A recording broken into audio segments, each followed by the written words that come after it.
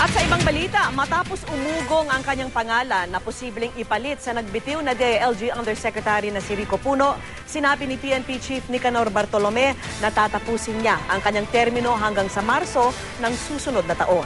Saksi si Teresa Andrada. Magandang umaga po sa ating lahat. Ako'y nasisiyahan na nakasama ko kayo sa loob ng isang taon. Tila pamamaalam ang dating sa ilan ng pambungad na ito ni PNP Chief Director General Nicanor Bartolome nitong Lunes.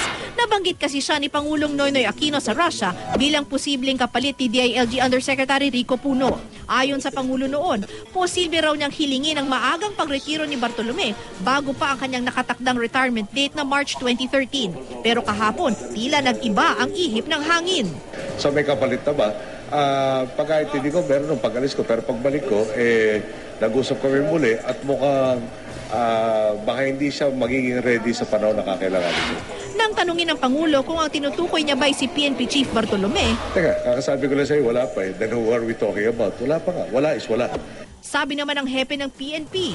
Kinakailangan tapusin ko pa rin yung aking serbisyo kasi ang aking pong retirement ay sa Marso pa naman next year. Sabi ng tagapagsalita ng PNP, may plano rin daw si Bartolome na magpa-opera sa paa. Although nagagawa niya ng paraan with mga pain relievers, pero hindi yun ang talagang permanentong solusyon dun eh. Ayon sa kanya, yun nga, gusto niyang ipagamot. Sa gitna ng paghahanap ng kapalit ni Puno, naglabas naman ng sama ng loob ang kanyang anak na si Ina sa kanyang blog. Dismayado raw siya sa pagbibitiw ng ama, lalo't hindi naman daw nito sinasamantala ang pagiging malapit sa Pangulo. Katunayan, simple lang daw sila mamuhay.